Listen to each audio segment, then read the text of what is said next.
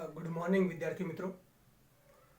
આપણે ધોરણ 12ની અંદર અર્થશાસ્ત્ર વિષય શીખી રહ્યા છીએ.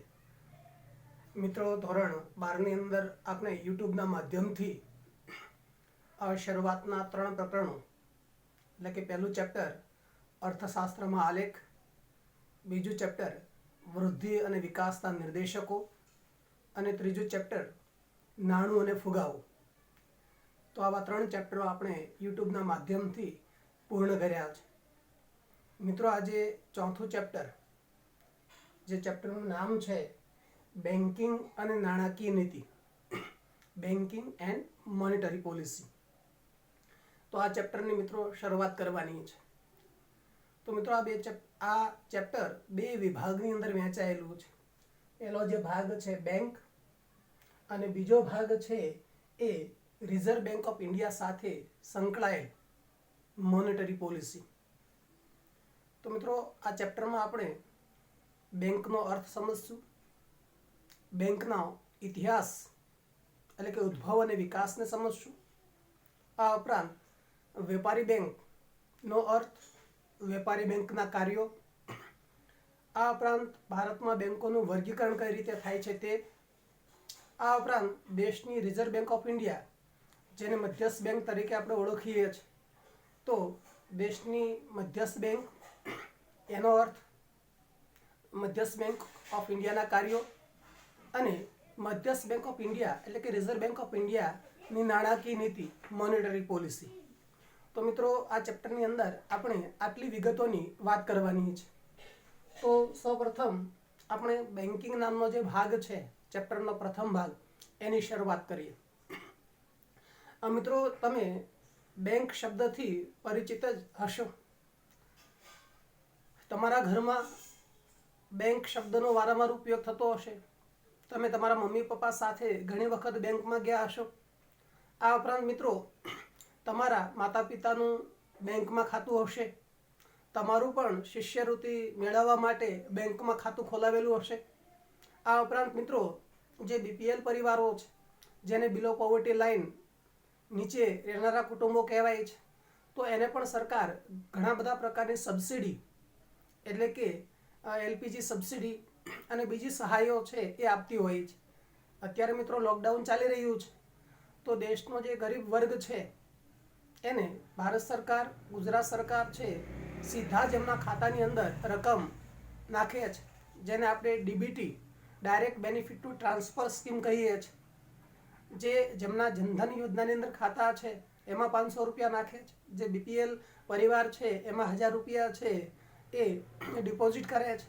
એટલે કહેવાનો મિત્રો અર્થ એ છે કે દેશની લગભગ બધી જનસંખ્યા બેંકથી પરિચિત છે. મિત્રો, પહેલાં એવું કહેવાતું કે બેંક છે એ માત્ર ધનિકો માટે છે, બેંક છે માત્ર શહેરી વિસ્તાર માટે છે. પરંતુ હવે મિત્રો એવું રહ્યું નથી.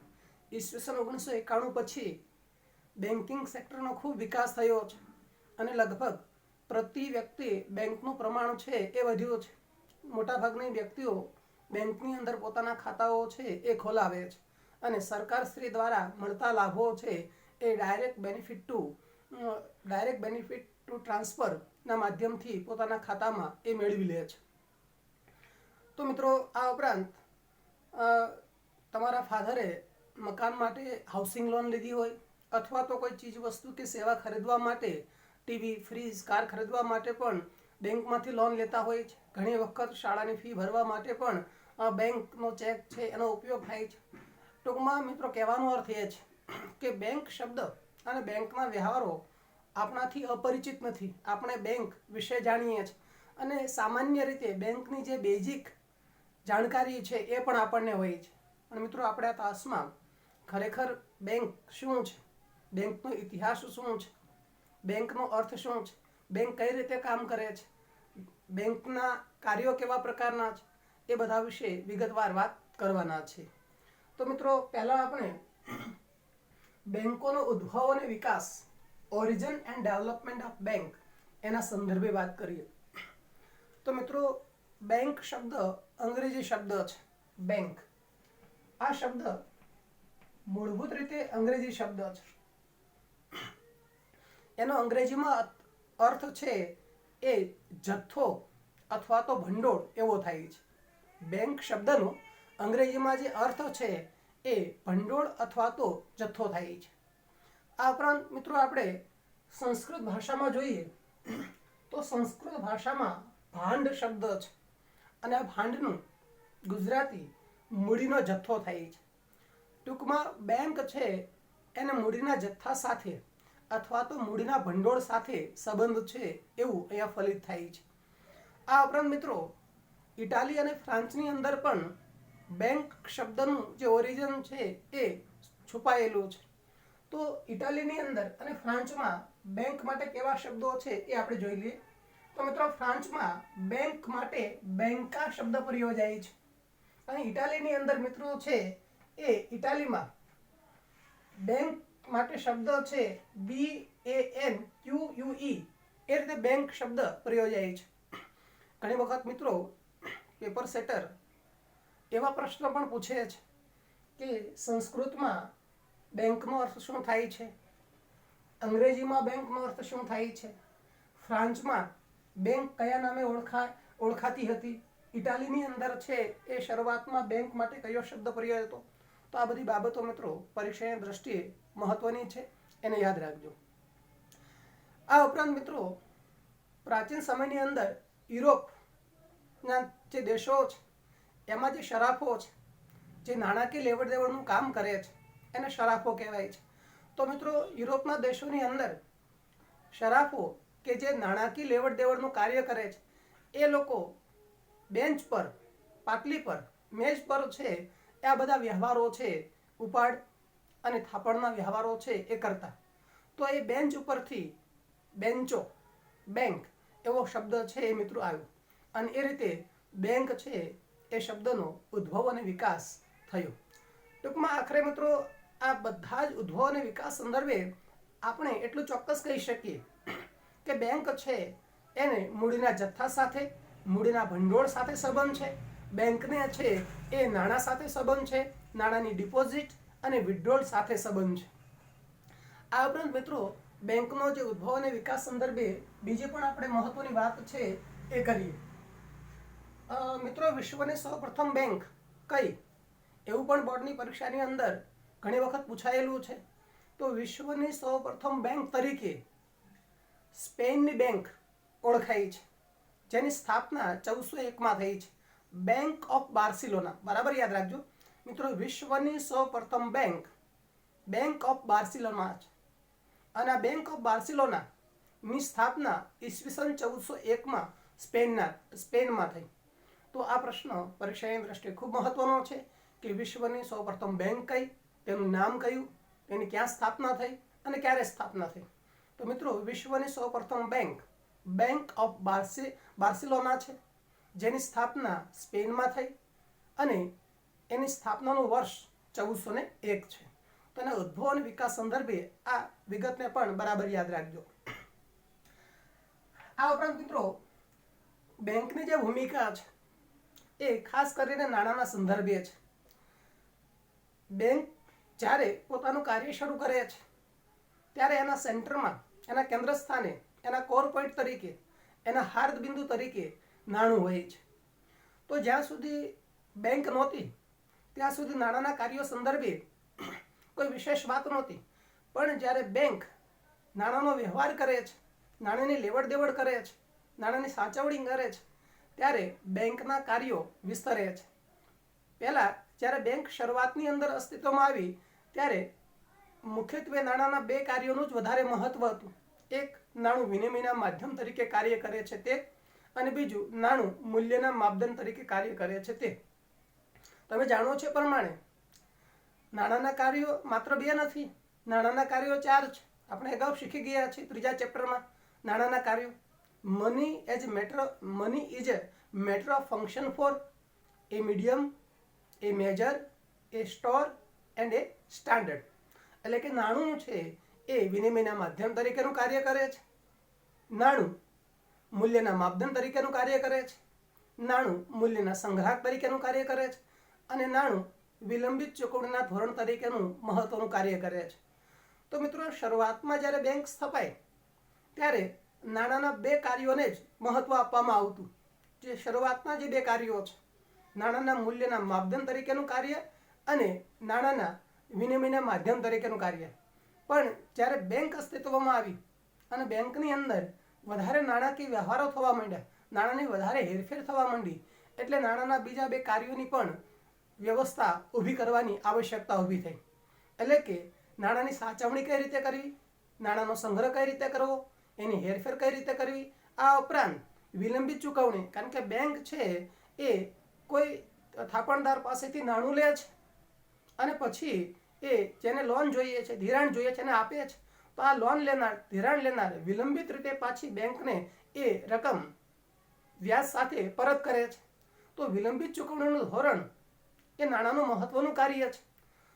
તો બેંક અસ્તિત્વમાં આવ્યા પછી નાણાંના જે બે કાર્યો મહત્વના હતા શરૂઆતના, નાણાંના વિનિમયના માધ્યમ તરીકેનું કાર્ય અને નાણાંના મૂલ્યના માપદંડ તરીકેનું કાર્ય, એની સાથેના બીજા બે મહત્વના કાર્યો છે એ વધારે મજબૂત થયા, વધારે સશક્ત થયા, વધારે અસરકારક થયા. જેમાં મૂલ્યના સંગ્રાહક તરીકેનું કાર્ય અને વિલંબિત ચૂકવણીના ધોરણ તરીકેનું કાર્ય.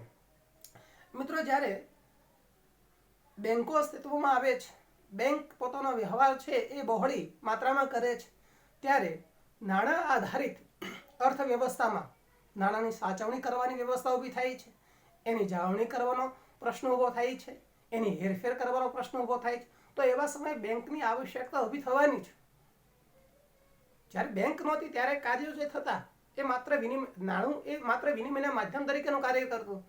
પરંતુ બેંક આવ્યા પછી એ નાણાં આધારિત બેન્કિંગ સિસ્ટમ છે, એમાં નાણાંની સાચવણી કરવાનો પ્રશ્ન ઊભો થાય, એનું મેન્ટેન, એની જાળવણી કરવાનો પ્રશ્ન ઊભો થાય, એની હેરફેર કરવાનો પ્રશ્ન ઊભો થાય. તો એના માટે બેંક જેવી એક સંસ્થાની આવશ્યકતા ઊભી થઈ અને ત્યાર પછી 1401 પછી વિશ્વની અંદર બહોળી માત્રાની અંદર બેંકો છે એની સ્થાપના થઈ. તો હવે મિત્રો, આટલી આપણે પ્રાસ્તાવિક વાત કર્યા પછી આપણે બેંકનો અર્થ છે એ સમજવાનો છે. તમને એક માર્ક્સમાં પૂછે કે બેંક એટલે શું, અર્થ આપો. તો મિત્રો, બેંક એટલે જે બેન્કિંગ અંગેના વ્યવહારો કરે, બહુ સાદી વ્યાખ્યા છે કે જે બેન્કિંગ અંગેના વ્યવહારો કરે એને બેંક કહેવાય. તો મિત્રો, આપણને પ્રશ્ન એ થાય કે બેન્કિંગ અંગેના કયા વ્યવહારો કરે છે? તો મિત્રો, બેંક છે એ બેન્કિંગ અંગેના વ્યવહારોની અંદર પ્રજાની થાપણો છે એ સ્વીકારે છે, પ્રજાને છે એ ધિરાણ આપે છે. તો આ ઉપરાંત શાક સર્જનની ક્રિયાઓ કરે છે. તો બેંકના ઘણા બધા કાર્યો છે. તો રોજબરોજ બેંક જે બેન્કિંગ અંગેના વ્યવહારો કરે છે, તો બેન્કિંગ અંગેના વ્યવહારો કરતી સંસ્થાને મિત્રો બેંક તરીકે ઓળખાવી શકાય. આ ઉપરાંત મિત્રો, બીજી વ્યાખ્યા પણ તમને અહીંયા આપી છે કે માંગવામાં આવે એટલે પરત કરવાની શરતે ધિરાણ કરવાના હેતુથી બચતો એકત્રિત કરતી સંસ્થાને બેંક કહે છે. તો મિત્રો, આ વ્યાખ્યાની અંદર છે એ બેંકના ઘણા બધા બેન્કિંગ વ્યવહારો દર્શાવવામાં આવ્યા છે. બેંકના ઘણા બધા કાર્યો આ વ્યાખ્યાની અંદર સમાવિષ્ટ થયા છે. માગવામાં આવે એટલે જે લોકોએ પોતાની થાપણ બેંકમાં મૂકી છે એ કાયમ માટે મૂકી રાખવા નથી મૂકી, એ વ્યાજ કમાવા માટે મૂકી છે. તો જ્યારે એ વ્યક્તિ બેંકમાં થાપણ મૂકે છે તો એ ભવિષ્યની અંદર એ વ્યક્તિ માગવાની છે. તો માગવામાં આવે એટલે કે બેંકે જ્યારે ગ્રાહક નાણું માગે છે ત્યારે પરત કરવાની શરતે એ નાણું લેવાનું હોય છે. તો માગવામાં આવે એટલે કે નાણાં પરત કરવાની શરતે જે વ્યક્તિ ડિપોઝિટર છે, જેને ડિપોઝિટ મૂકી છે, એ જ્યારે માગે ત્યારે એને પરત કરવાની છે. તો એ શરતે ધિરાણ કરવાના હેતુથી જે વ્યક્તિએ ડિપોઝિટ કરી છે નાણાંની, તો એ નાણું બેંક પાસે એમનામ રાખવાનું નથી, એ બીજી વ્યક્તિને જેને જરૂર છે એને આપવાનું છે. તો એ શરતે ધિરાણ કરવાના હેતુથી બચતો, લોકોની જે બચતો છે એકત્રિત કરતી સંસ્થાને તમે બેંક તરીકે ઓળખાવો છો. તો મિત્રો, અહીંયા બેન્કિંગના વ્યવહારો તમે બરાબર સમજી શકો છો કે બેંક છે એ માગવામાં આવે ત્યારે ડિપોઝિટરીની ડિપોઝિટ છે પરત કરે છે. બેંક પાસે જે કંઈ ડિપોઝિટ આવી છે, જે થાપણો આવી છે, એનું એ ધિરાણ કરે છે. આ ઉપરાંત બેંક છે એ આ ધિરાણ કરે છે એ શાના આધારે કરી શકે? કારણ કે એને બચતો એકત્રિત કરી છે થાપણદારો પાસેથી. તો તો આ રીતે મિત્રો બેંકના કાર્યો એની વ્યાખ્યાની અંદર જ સ્પષ્ટ થાય છે, ગર્ભિત રીતે બતાવેલા છે. તો મિત્રો બરાબર યાદ રાખજો, પરીક્ષાની અંદર 1 માર્ક્સનો પ્રશ્ન અવશ્ય પૂછાતો હોય છે કે બેંક એટલે શું. તો પહેલા તમે સાદી વ્યાખ્યા પણ આપી શકો કે બેંક એટલે બેન્કિંગ અંગેના વ્યવહારો કરતી સંસ્થા. બીજી વ્યાખ્યા તમે એવી પણ મિત્રો આપી શકો કે બેંક એટલે માગવામાં આવે એટલે પરત કરવાની શરતે ધિરાણ કરવાના હેતુથી બચતો એકત્રિત કરતી સંસ્થા એટલે બેંક. હવે મિત્રો બરાબર સમજો કે બેંક છે એ એક રીતે જોઈએ તો ધંધાદારી એકમ છે. જ્યારે કોઈ થાપણદાર છે, કોઈ ડિપોઝિટર છે, એ પોતાની રકમ બેંકમાં મૂકે છે ત્યારે એ વ્યક્તિ પોતાની ચાલુ વપરાશ જતી કરે છે. એ નાણાંની મદદથી એ જે ચીજ વસ્તુ કે સેવાઓ ખરીદી શકે છે એને ભવિષ્યની અંદર ઠેલવી દે છે. એટલે એનો અર્થ એ થયો કે પોતાની રકમ એ બેંકમાં થાપણ સ્વરૂપે મૂકે છે. તો હવે બેંક શું કરશે? આ જે રકમ છે જે થાપણ સ્વરૂપે આવી છે એને એમનામ સાચવીને મૂકી દેશે ને. હવે એ રકમનો ઉપયોગ છે એ જેને જરૂર છે, રોકાણકારોને જરૂર હોય, બેંક પોતે છે એ રોકાણ કરતા છે, એ કૃષિ ક્ષેત્રમાં, ઉદ્યોગ ક્ષેત્રમાં, સેવા ક્ષેત્રમાં રોકાણ કરશે, જામીનગીરીમાં રોકાણ કરશે. તો બેંક પાસે આવેલી થાપણો પ્રજા પાસેથી છૂટી છવાય જે રીતે થાપણો આવી છે તો એ થાપણો એમનામ પડી નહીં રહેવા દે. એ થાપણોનું એ ધિરાણ કરશે અને ધિરાણ કર્યા પછી એના ઉપરથી વ્યાજ મેળવશે. મિત્રો અહીંયા બરાબર યાદ રાખજો કે બેંક જ્યારે થાપણો સ્વીકારે છે ત્યારે થાપણો ઉપર વ્યાજ ઓછું આપે છે અને આ થાપણોનું જ્યારે કોઈ વ્યક્તિને ધિરાણ કરે છે ત્યારે એ વધારે વ્યાજ વસૂલતી હોય છે. તો આ બંને વચ્ચેનો જે તફાવત છે, થાપણ ઉપરનો વ્યાજ ઓછો હોય છે અને ધિરાણ ઉપરનો વ્યાજનો દર વધારે હોય છે. તો આ વ્યાજ દર વચ્ચેનો જે તફાવત છે, થાપણ પરનો વ્યાજ અને ધિરાણ પરનો વ્યાજ, એની વચ્ચેનો જે તફાવત છે એ જ બેંકનો નફો ગણાતો હોય છે. અને એનાથી બેંક છે એ પોતાના રોજબરોજના જે ખર્ચા છે, આ ઉપરાંત કર્મચારીઓના જે પગારો છે એ કરી શકતી હોય છે. એટલે આખરે બેંક એ ધંધો રળતી એક સંસ્થા છે, એક ધંધાકીય એકમ છે. મિત્રો બરાબર યાદ રાખજો કે આ નાણું છે એની હેરફેર થાય. બેંક છે એ નાણાંની હેરફેર કરતું, નાણાંની સાચવણી કરતું, નાણાંની જાળવણી કરતું એક મહત્વનું એકમ છે. બાકી ધારો કે એ થાપણદારો પાસેથી એ નાણું છે એ લઈ લે, થાપણ છે એ લઈ લે છે, પછી એનું કંઈ ધિરાણ જ નથી કરતી, એમનામાં પડી રહેવા દે, તો નાણાંનું જે મોબિલેશનનું કાર્ય છે, જે હેરફેરનું કાર્ય છે થઈ શકતું નથી. અને એના હિસાબે નાણાંનું મૂલ્ય છે, પડી રહેલા નાણાંનું મૂલ્ય છે એ સમયના લાંબા ગાળે ઘટે છે. પરંતુ નાણાંની હેરફેર થાય તો એવા સમયે નાણાંનું મૂલ્ય છે એ વધતું હોય છે. એટલે કે નાણું કોઈ ક્ષેત્રમાં, કૃષિ ક્ષેત્રમાં, ઉદ્યોગ ક્ષેત્રમાં, સેવા ક્ષેત્રમાં, જામીનગીરીમાં રોકાય છે અને એનાથી નાણું છે એના મૂલ્યની અંદર, એટલે કે આમાં નાણાંનું વળતર વ્યાજ સ્વરૂપે આપણને મળતું હોય છે અને એ રીતે નાણાંનું મૂલ્ય વધતું હોય છે. તો આ રીતે મિત્રો બેંકની વ્યાખ્યા બરાબર યાદ રાખજો કે બેંક એટલે બેન્કિંગના વ્યવહારો કરતી સંસ્થા.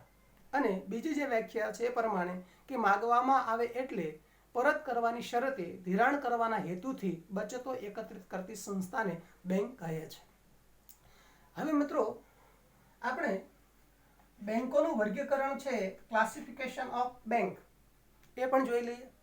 તો મિત્રો મૂળભૂત રીતે આપણા સિલેબસની અંદર 2 પ્રકારની બેંકોની આપણે વાત કરવાની છે. એક કોમર્શિયલ બેંકો, જેને વેપારી બેંક તરીકે આપણે ઓળખીએ છીએ, અને બીજી રિઝર્વ બેંક ઓફ ઇન્ડિયા, જે આપણી મધ્યસ્થ બેંક છે. તો વેપારી બેંકો મુખ્ય જે 2 પ્રકારો છે, બેંકના મુખ્ય જે પ્રકારો છે એ 2 છે. એક વેપારી બેંક અને બીજી જે બેંક છે એ મધ્યસ્થ bank, reserve bank of India. પણ મિત્રો આ વર્ગીકરણ શીખતા પહેલા આપણે ખરેખર બેંક કોને કહેવાય એ આપણે સમજી લઈએ. એટલે કે ભારતની અંદર બેંક કોને કહેવાય છે?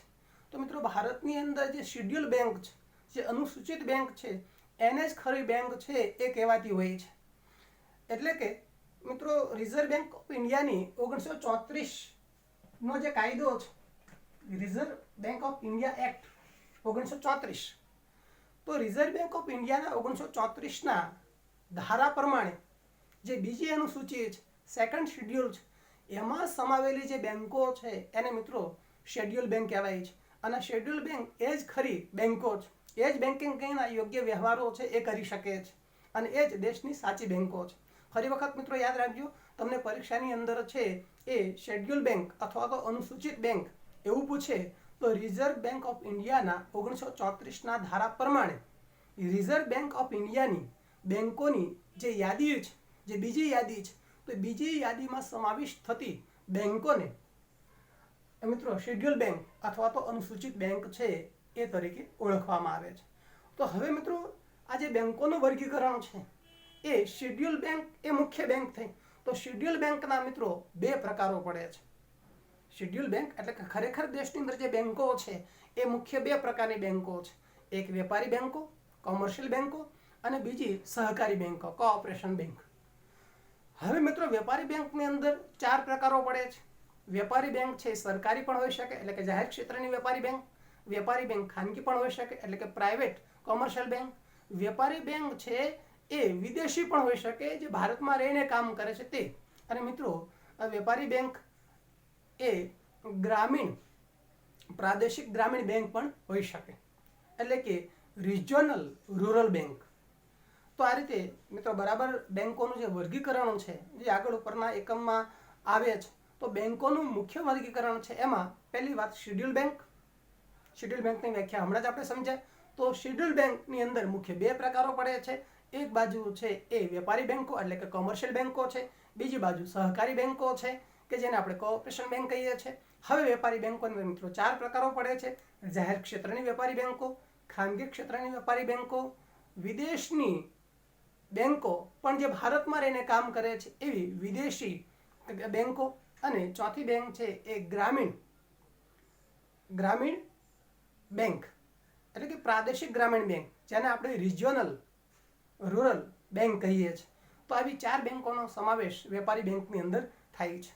મિત્રો તમે બરાબર તમને ખ્યાલ છે કે ઈસવીસન 1991ની અંદર ભારતમાં 3 પ્રકારના આર્થિક સુધારા થયા: ઉદારીકરણ, ખાનગીકરણ અને વૈશ્વિકીકરણ. તો મિત્રો આ સમયગાળા પછી ભારતમાં બેન્કિંગ ક્ષેત્રનો ખૂબ વિકાસ થયો અને ભારતની અંદર દેશની અંદર ઘણી બધી ખાનગી બેંકો શરૂ થઈ અને વિદેશી જે આંતરરાષ્ટ્રીય ખાનગી બેંકોની પણ સ્થાપના થઈ અને બેંકનો જે વિસ્તાર છે, જે વિસ્તરણ છે એ ઈસવીસન 1991 પછી વધારે થયું છે. તો આટલી મિત્રો બેંકોના વર્ગીકરણ સંદર્ભે તમે માહિતીને ધ્યાન ઉપર રાખજો. હવે શેડ્યુલ બેંકની અંદર જે પહેલો પ્રકાર છે વેપારી બેંક, કોમર્શિયલ બેંક, તો એના વિશે મિત્રો આપણે વાત કરીએ. વેપારી બેંક. તો પહેલા મિત્રો વેપારી બેંકનો અર્થ છે એ સમજી લઈએ કે વેપારી બેંક કોને કહેવાય. તો મિત્રો વેપારી બેંક એ એવા પ્રકારની બેંક છે કે જે બેન્કિંગ અંગેના વ્યવહારો કરે અને દેશમાં રોકાણ વધારવા માટે પ્રજાની થાપણો સ્વીકારે અને પછી જ્યારે પ્રજાની જરૂર હોય ત્યારે પાછી મળે. એ પાછી એને પે ઓર્ડરના સ્વરૂપે, ડ્રાફ્ટના સ્વરૂપે કે પછી વિથડ્રોલ સ્લિપના સ્વરૂપે કે ચેકના સ્વરૂપે એ પાછી મેળવી શકે છે. ફરી વખત મિત્રો વ્યાખ્યા વેપારી બેંકની છે એ તમે યાદ રાખો. એ વેપારી બેંકની જે વ્યાખ્યા છે મિત્રો 1949ના બેન્કિંગ કંપની ધારાની અંદર અપાઈ છે. 1949ના બેન્કિંગ કંપની ધારા મુજબ વેપારી બેંકની જે વ્યાખ્યા અપાઈ છે એ પ્રમાણે વેપારી બેંક એવી સંસ્થા છે જે બેન્કિંગ અંગેના વ્યવહારો કરે છે એટલે કે થાપણ, ધિરાણ એ. તો વેપારી બેંક એવી સંસ્થા છે કે જે બેન્કિંગ અંગેના વ્યવહારો કરે. તો બેન્કિંગ અંગેના વ્યવહારો કયા? તો મિત્રો એટલે કે દેશમાં રોકાણ વધારવા માટે, દેશની અંદર ઇન્વેસ્ટમેન્ટ છે એને વધારવા માટે પ્રજાની થાપણો સ્વીકારે છે અને જે ગ્રાહકને જ્યારે જરૂર હોય ત્યારે થાપણો એને પાછી મળે અને એમાંથી પાછી એ કઈ રીતે લઈ શકશે? ગ્રાહક છે એ ચેકની મદદથી, ડ્રાફ્ટની મદદથી, પે ઓર્ડરની મદદથી કે પછી ઉપાડ ચિઠ્ઠીની મદદથી એ પોતાની રકમ ઉપાડી શકે છે. તો આ રીતે મિત્રો વેપારી બેંક જે ઈસવીસન 1949નો કંપની ધારો છે એ કંપની ધારાની અંદર વેપારી બેંકની વ્યાખ્યા સ્પષ્ટ કરવામાં આવી છે કે વેપારી બેંક એક એવી સંસ્થા છે કે જે બેન્કિંગ અંગેના વ્યવહારો કરે છે. એટલે કે દેશમાં રોકાણ વધારવા માટે દેશની પ્રજા છે એની થાપણો સ્વીકારે છે અને પ્રજાને જ્યારે જરૂર હોય ત્યારે એ રકમ એને પાછી મળે અને પાછી મેળવવા માટે ગ્રાહકે પે ઓર્ડર, પે સ્લિપ કે પછી ઉપાડ ચિઠ્ઠી, ચેક, ડ્રાફ્ટ વગેરે જે ઉપાડના સાધનો છે એનો ઉપયોગ કરી શકે છે. મિત્રો વેપારી બેંક છે એ મૂળભૂત રીતે એનો વેપારી બેંક એનો વેપાર શબ્દ છે સમાયેલો છે. તો વેપારી બેંક છે એ નાણાંનો વેપાર કરતી સંસ્થા છે. એટલે કે કોઈની પાસેથી છે નાણાં લે છે, એક વ્યક્તિ પાસેથી અમુક વ્યક્તિઓ પાસેથી નાણાં લે છે અને બીજી વ્યક્તિને નાણાં આપે છે. તો એ નાણાંનો વેપાર કરે છે. તો મિત્રો જ્યારે વેપાર થતો હોય ત્યારે વેપારનો મુખ્ય હેતુ નફો કમાવાનો હોય છે. તો મિત્રો વેપારી બેંક છે એ થાપણદારો જે બેંકમાં નાણાં મૂકવા માટે આવે છે એ થાપણ ઉપરનો દર છે એ ઓછો ચૂકવે છે, અને જે લોકો આ નાણાં લઈ જાય છે એના ઉપર એટલે કે ધિરાણ ઉપર લોન ઉપર છે એ નાણાં વ્યાજનો જે દર છે વધારે વસૂલે છે. તો થાપણ ઉપર જે ચૂકવાતો વ્યાજનો દર ઓછો હોય છે, ધિરાણ ઉપર વસૂલાતો વ્યાજનો દર વધારે હોય છે. તો એ બંને વચ્ચેનો જે ડિફર છે એ વેપારી બેંકનો નફો હોય છે. અને આખરે વેપારી બેંક એ નફો રળતી એક સંસ્થા છે, એક ધંધાદારી એકમ છે.